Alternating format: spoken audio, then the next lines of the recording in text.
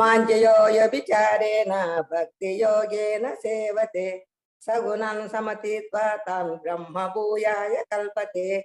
అన్ని పరిస్థితుల్లో ఎందు నిశ్చలయముగా నా సంపూర్ణమైన భక్తియుక్త సేవ ఎందు నిమగ్నుడయ్యుండువాడు శీఘ్రమేవా భౌతిక ప్రకృతి త్రిగుణములను అతిక్రమించి బ్రహ్మ భావ స్థితిని పొందును. హరే కృష్ణ మాతాజీ. హరే కృష్ణ. ధన్యవాదాలు మాతాజీ. ఇక్కడ భగవంతుడు ప్రకృతి త్రిగుణాలను అతిక్రమించే విధానం చెప్తున్నారండి. అన్ని పరిస్థితుల యందు నిశ్చలముగా అవ్యభిచారిణి.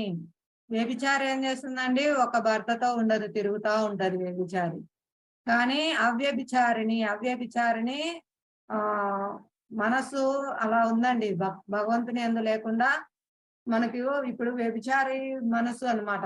మనల్ని నిశ్చలంగా లేకుండా చేస్తుంది, అటు ఇటు తిప్పుతూ.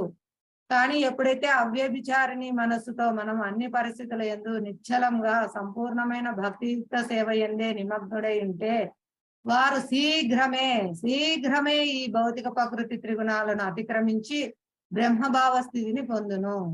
చాలా సులభమైన విధానం ఇస్తున్నారండి. అన్ని పరిస్థితుల యందును ఎక్కడ ఉన్నా మీరు చైతన్య మహాప్రభు ఇచ్చారు స్థానే స్థితే. మీరు ఎక్కడ ఉంటారో అక్కడ ఉండండి. మీరు స్టూడెంటా, మీరు గృహణ్యా, మీరు వ్యాపారస్తులా, ఉద్యోగస్తులా, మీరు ఏ పరిస్థితిలో ఉన్నప్పటికీ అన్ని పరిస్థితుల యందు నిశ్చలంగా నా సంపూర్ణమైన భక్తియుక్త సేవ యందు. ఇప్పుడు చెప్పుకున్నాం కదా, ప్రభుపాదుల వారు మనకు ఉదయం సాయంత్రం భక్తియుక్త కార్యక్రమాలు ఇచ్చారు.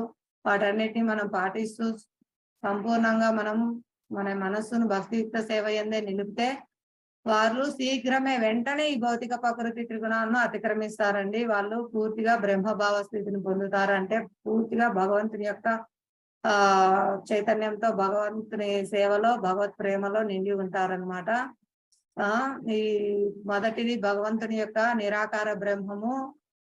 దీన్ని దాటి పరమాత్మ ప్రతి ఒక్క జీవి హృదయంలో పరమాత్మ ఉంటారనే జ్ఞానం నుంచి కూడా దాటి పూర్ణంగా supreme personality of Godhead దేవాదేవుడు శ్రీకృష్ణ భగవానుడు ఆయన సేవలో మనం నియుక్తం కావాలి అనే ఈ పూర్ణత్వ స్థితికి చేరతారండి. ఇక్కడ ఈ స్టోరీ పైన మనకు నారద మహర్షుల వారు, అంగీరస మహర్షి వారు, ఇక్కడ మృగారి అనే వ్యక్తి అండి. ఆయన మొదట ఈ మృగారి పూర్వము ఆయన వేటాడేవారు. వేటాడేయడం ఎలా అంటే చాలా తమో గుణంలో క్రూరంగా ఆ జంతువులు సగం చంపి అవి గిలగిలా కొట్టుకుంటూ ఉంటే చూసి ఆనందిస్తూ ఉండేవారు అనమాట.